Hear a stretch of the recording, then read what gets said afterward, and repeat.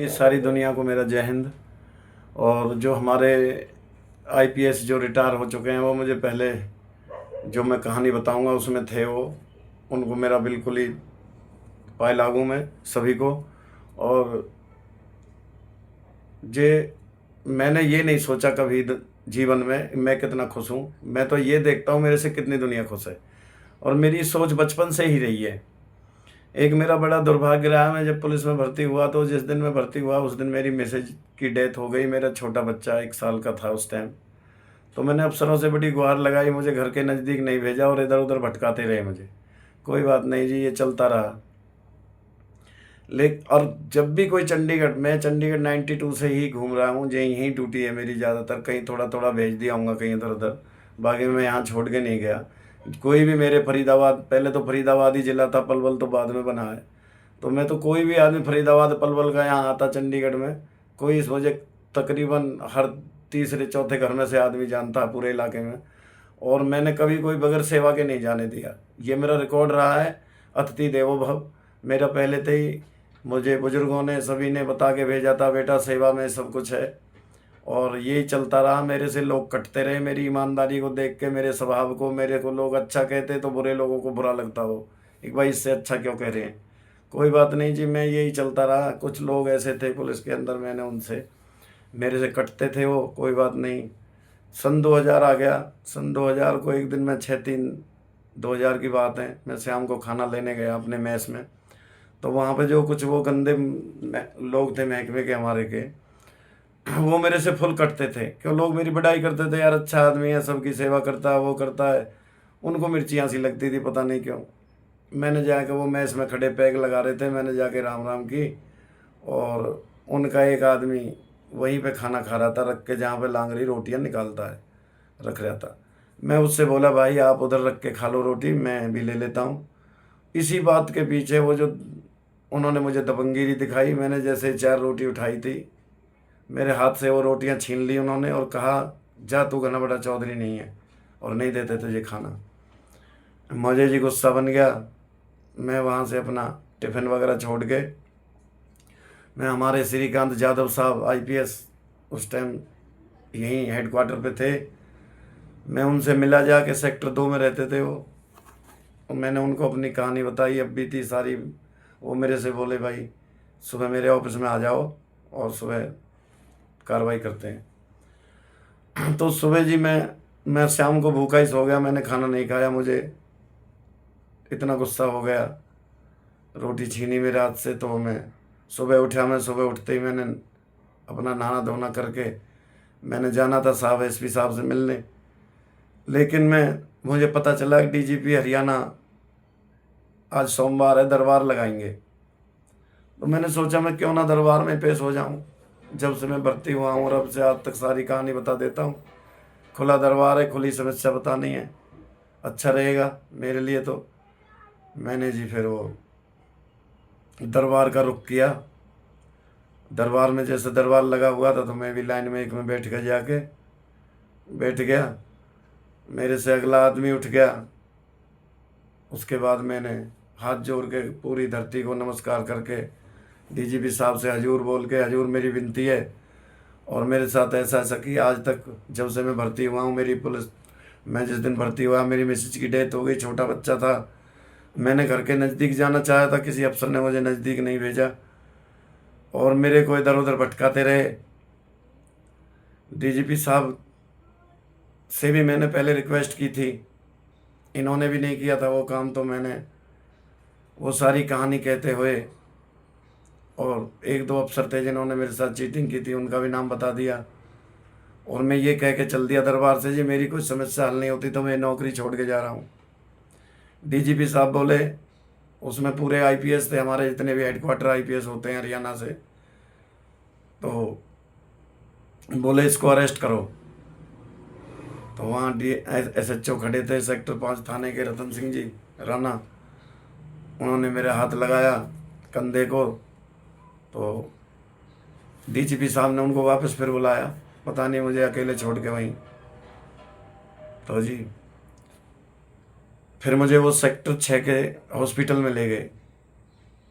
वहाँ मेरा मुलाजा कराया। मुलाजे के बाद मुझे 5 सेक्टर थाने के हवालात में बंद कर दिया जाके। मेरे से बोले भाई तेरी कोई घर खबर करनी हो, कोई और कोई बातचीत है तो वो बता सकते हो आप। मैं बोला जी मेरी कोई बातचीत नहीं है, मैं तो बस ठीक है जो चल रहा है।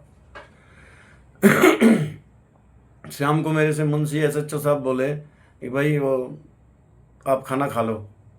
मैं बोला जी मैं तो खाना नहीं खाता। वो बोले क्यों नहीं खाता भाई?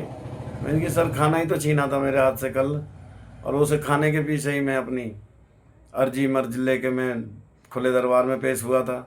उल्टा ही मुझे अरेस्ट करा के हवालात में बंद कर दिया। उन लोगों के खिलाफ कोई एक्शन ले लिया। मैं खाना नहीं खाऊंगा जी जब तक मैंने तो कोई गलती नहीं करी दरबार में। नहीं भाई कैसे खाएगा खाना?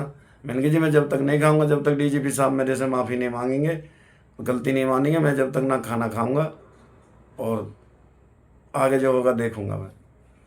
वो तो मेरे से डीएसपी साहब थे ओम प्रकाश सैसी जी, वो मेरे से मजाक करने लगे, तू अड़े खुदा लाग रहा से जो तेरे ते डीजीपी माफ़ी मांगेंगे।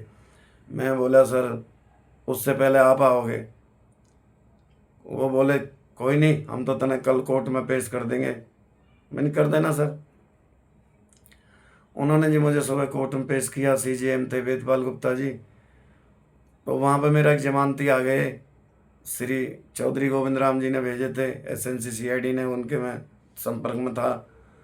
उन्होंने आरडी शर्मा ठेकेदार हैं हमारे पलवल से, और बड़े भले आदमी हैं, उन्होंने जाके मेरी जमानत भर दी। जमानत तो भरती, पर मैंने जमानत पे साइन नहीं किए। वो पंडित जी बोले मेरे से साइन करवाई। मैंने कहा दादा आप सिर माथे पे, और मैं ब्राह्मणों को गुरु मानता हूँ, आपका जीवन भर एहसान, आप जाइए प्लीज़। मैं जब तक डीजीपी साहब माफ़ी नहीं मांगेंगे मैं न खाना खाऊंगा ना जमानत पे साइन करूंगा। तो वो पंडित जी चले गए जी। सीजेएम साहब ने मुझे 10 तारीख तक के लिए अम्बाला जेल भेज दिया। 10 तारीख को मुझे 10 तारीख तक जी मैंने वहाँ पानी पानी पीता रहा। मैं जेल में भी मैंने खाना नहीं खाया। दूध मिलता जेल में, वहाँ पे शिव मंदिर था सामने, मैं सबके सामने दूध को शिव जी पे चढ़ा देता था। तो पूरा रिकॉर्ड पता कर सकते हैं मेरा। तो फिर 10 तारीख को ले जाया गया मुझे। 10 तारीख को भी मेरे यही सवाल जवाब थे, सीजेएम साहब थे जी मैं खाना नहीं खाऊंगा, ना पानी, मैं ना खाना खाऊंगा ना जमानत पर साइन करूंगा जब तक मेरे से डीजीपी साहब गलती नहीं मानेंगे। मैंने कहा कोई गलती नहीं की जी। तो सीजेएम साहब से पता नहीं क्या किटपिट करी डीएसपी ने, उनने 14 तारीख दे दी मुझे।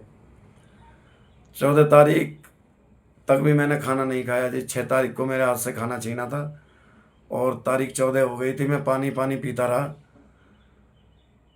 और जो दूध मिलता जेल में मैं उसको भोले पर चढ़ाता रहा।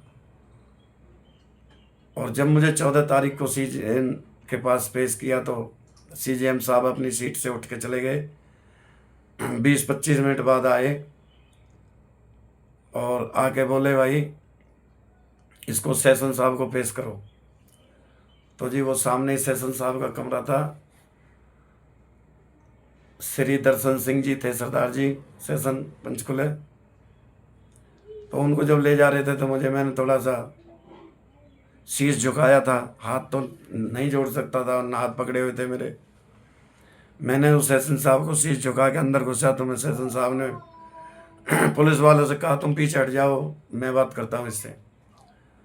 और डीएसपी ओम प्रकाश सैसी जी भाग के गए, नहीं सर ये वो 4 बात बताई जिन क्या क्या, और मेरे से बोले सेशन साहब भाई मैं बात करूंगा इससे। डीएसपी साहब को पीछे कर दिया उन्होंने। सेशन साहब ने थोड़ा कड़क आवाज में बोला तुम पीछे हटो, मैं बात करता हूँ। तो मेरे से पहला सेशन साहब शब्द बोले बेटे तेरे बाल बच्चे नहीं हैं। मैं बोला हुजूर है तो ये दुनिया सारी अपनी है, नहीं कोई किसी का नहीं है। सेशन साहब थोड़े रुके से हुए, फिर उन्होंने बोला बेटे बताओ क्या कहानी थी।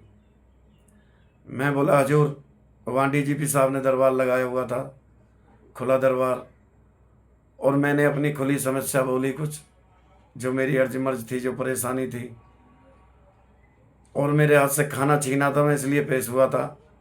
अब उन पे तो कोई एक्शन लिया नहीं, उल्टा मुझे हवालात में बंद कर दिया। तो हजूर मेरी नज़र में तो डीजीपी साहब ने गलती करी है। जब तक डीजीपी साहब माफ़ी नहीं मांगी है, ना तो मैं खाना खाऊंगा और ना ही जमानत पर साइन करूंगा। यहाँ आपका दरबार है हजूर, आपको जो अच्छा लगे आप करो। तो सेशन साहब बोले मेरे से लिख के दो। मैंने लिख दिया जी। सेशन साहब ने ऑर्डर कर दिए, डीजीपी इमीडिएटली आके मिले। तो डीजीपी साहब से पहले वो भाग के आए जो मेरे से मजाक कर रहे थे, डीएसपी और एसएचओ और वो। मैंने की कोई बात नहीं भाई, मैं डीजीपी साहब से तुम्हारे बारे में कुछ नहीं कहूँगा। तो डीजीपी साहब आए, डीजीपी साहब ने आगे मेरे दोनों हाथ जोड़े। तो मुझे बड़ा फीलिंग हुई, मैंने उनके हाथ पकड़ लिए। डीजीपी साहब ने नहीं सर हजूर ऐसा नहीं, मैं तो एक वैसी जिद पकड़ गया था और एक खाने वाली जिद थी जी। तो बोले बेटे कोई बात नहीं है, मुझे पता नहीं था आप इतना करोगे। आप वाकई में ही वक्ता भी अच्छे हो, दिलेरी भी है। आप ऐसे करो मेरे ऑफिस में आ जाओ सीधे। तो जी वो कह के चले गए। मैंने अपनी प्रक्रियाओं से निपट के मैं उनके ऑफिस में गया। ऑफिस में साहब उस दिन जियो में से वहाँ पे हमारे हेडक्वार्टर आईपीएस हरियाणा की सभी की मीटिंग ले रहे थे। तो रीडर साहब ने पूछ के बताया भाई कल 12 बजे आ जाओ आप। डीजी साहब ने कल 12 बजे बुलाया। अब सर मैं 8-10 दिन का खाना नहीं खाया मैंने। मेरे दिमाग मुझे घर की याद आ गई और मैं 11 बजे बस चलती है चंडीगढ़ से पलवल के लिए, मैं उसमें बैठ कर रात को घर आ गया जी। और डीजीपी साहब ने बुलाया भाई मुझे 1-2 बार, बीच में मैं गया नहीं जी, मैंने गलती की। और मैं जब 8 महीने बाद गया तो डीजीपी साहब बोले रे बेवकूफ़ आदमी अब आया इतने दिन बाद, चलो रे दे दो ड्यूटी की जहाँ चाहता हूँ। तो भाइयों मेरे दोस्तों, मैंने कोई गलती नहीं करी जीवन में, मगर मेरे साथ जगह जगह पे मुझे प्रताड़ना मिली है ईमानदारी की। और 5-6 केस में मैं 4-5 बार जेल भी जा चुका हूँ। एक झूठा केस अब भी चल रहा मेरे पे। मैं अपना टाइम काट रहा हूँ भाई। और जब से मैंने ये डीजीपी साहब से ये मेरा वाक्य हुआ, मुझे पुलिस जीने नहीं देती है, लेकिन मैं आईएएस अफसर है हमारे सेक्रेटरीट में, उनकी शरण में मेरा ठीक टाइम कट रहा है जी। अगर ये मुझे फिर तंग करेंगे तो जी मैं फिर राधे राधे।